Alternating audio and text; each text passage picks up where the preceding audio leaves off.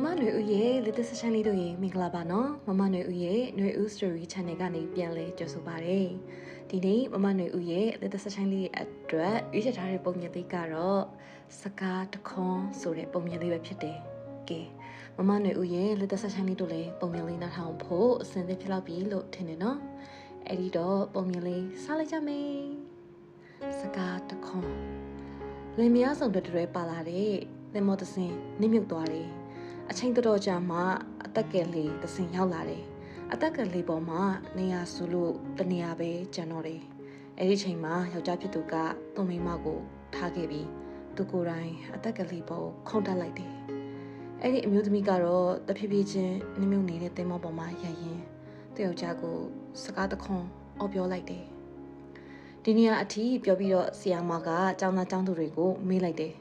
။မင်းတို့ခံမှန်းကြည့်အမျိုးသမီးကဘာအော်ပြောလိုက်တယ်လဲဆိုတာကျောင်းသားကျောင်းသူတွေကအလွတ်အရက်ဒေါနဲ့မောနဲ့အော်ပြောကြတယ်ငါနင့်ကိုမုန်းနေငါ့ကိုထပ်ပြစ်ခဲ့တယ်စသဖြင့်ပေါ့အဲ့ဒီအချိန်မှာဆီယာမကဘာမှမပြောပဲထိုင်နေတဲ့ကျောင်းသူလေးတယောက်ကိုတတိထားပြီးတော့ဆီယာမကသူမကိုလှမ်းမိလိုက်တယ်အဲ့ကျောင်းသားလေးကခုလိုပြန်ပြေးတယ်ဆီယာမသမီးထင်တယ်အဲ့ဒီအမျိုးသမီးအော်ပြောလိုက်တာကငါတို့ကလေးကိုကောင်းကောင်းယူဆိုင်ပေးပါလို့ဖြစ်နိုင်မယ်ဆီယာမကအံ့ဩသွားတယ်သူ့ကိုပြန်မိလိုက်တယ်အဲ့ဒီပုံမြင်ကိုသမီးနားထောင်ဖူးလို့လားကျောင်းသူလေးကခေါင်းကိုခါပြီးပြောလိုက်တယ်ဟင်းဆီယာမသမီးမေမေနေမကောင်းဖြစ်ပြီးဆုံးခံဒီမှာဒီစကားကသမီးဖေဖေကိုပြောခဲ့တဲ့စကားပါထို့နောက်ဆီယာမကပြန်ပြောလိုက်တယ်အဖေကမှတ်ပါတယ်ကွယ်တင်မောနေမြုပ်သွားတယ်ယောက်ျားဖြစ်သူကသူ့မြို့ကိုပြန်ရောက်ပြီးသမီးလေးကိုကြီးပြင်းလာတဲ့အထိကိုယ်တိုင်ဖြစ်စုဆောက်ရှောက်ပေးခဲ့တယ်။နှစ်ပေါင်းများစွာကြာပြီးရဲ့နောက်အဲ့ဒီယောက်ျားဟာလည်းယောဂနဲ့ဆုံးမသွားတော့သမီးဖြစ်သူကသူကျင်ကြီးခဲ့တဲ့ပစ္စည်းတွေကိုရှင်းတော့မှသူ့ဖေဖေရဲ့နှစ်စဉ်မှတ်တမ်းစာအုပ်ကိုတွားတွေ့တယ်။အဲ့ဒီအချိန်ရောက်မှသူသိလိုက်တယ်။ဖေဖေနဲ့မေမေတင်မောအတူစီးတဲ့အချိန်မှာမေမေယောဂဟာနောက်ဆုံးအဆင့်ကိုရောက်နေပြီးအရေးပေါ်အချိန်မှာဖေဖေဟာအသက်ရှင်မှုတမြင်သာရှိတော့တဲ့နေရာကိုအရောက်ပြေးခဲ့တယ်။သူ့ရဲ့မှတ်တမ်းစာအုပ်မှာရေးထားတာကငါမင်းနဲ့ဒီပင်လယ်အောက်ကိုအတူတူသာနင်းမြုပ်သွားလိုက်ခြင်းနဲ့ဒါပေမဲ့